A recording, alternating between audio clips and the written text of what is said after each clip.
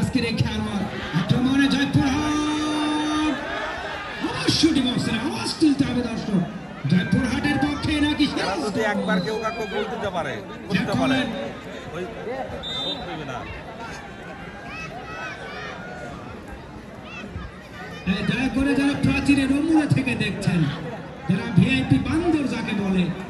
আপনারা টিকিট কেটে প্রবেশ করবেন নতুবা দায়িত্বে যারা আছেন দেখবেন ডেকোরের কাপড় যেন কেউ না ছেড়ে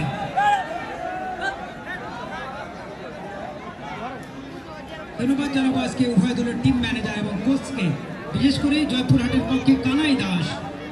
এবং সিরাজগঞ্জের পক্ষে শান্তা এবং দেখতে পাচ্ছি আমরা চমৎকার ভাবে তারা শান্তা এবং শরীফ রয়েছে সিরাজগঞ্জের পক্ষে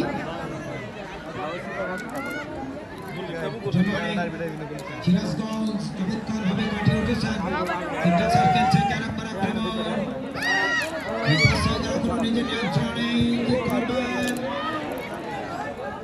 সরাসরি গোলকিপার তাসলিমা অবশ্য পবিত্র রমজান মাস উপলক্ষে খেলাটি স্থগিত হয়ে যাচ্ছে আজকের পর থেকে পবিত্র ঈদ উল ফিতরের পরে আপনাদের ঘোষণা করে জানিয়ে দেওয়া হবে দিনক্ষণ জানিয়ে দেবে টুর্নামেন্ট পরিচালনা কমিটি শফিকুল ইসলামের ভাষী কথাটি বিধিসম্মত নয় আজকে মঞ্চে আসন অলঙ্কৃত করেছেন বিশেষ করে অত্র ইউনিয়নের সুযোগ্য চেয়ারম্যান যিনি গাবতলী উপজেলা আওয়ামী লীগের সাবেক সাধারণ সম্পাদক জনাব আব্দুর রশিদ মোল্লা চেয়ারম্যান ১ নম্বর কাগল ইউনিয়ন পরিষদ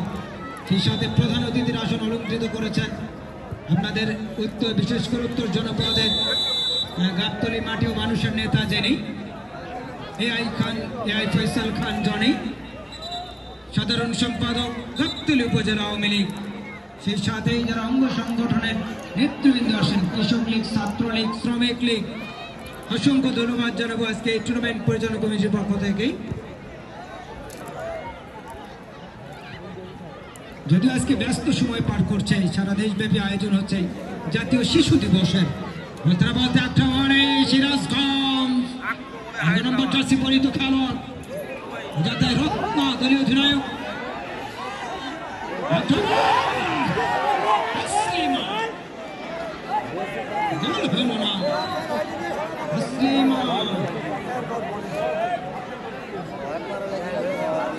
আক্রমণ পাল্টা আক্রমণের মধ্যে খেলা হচ্ছে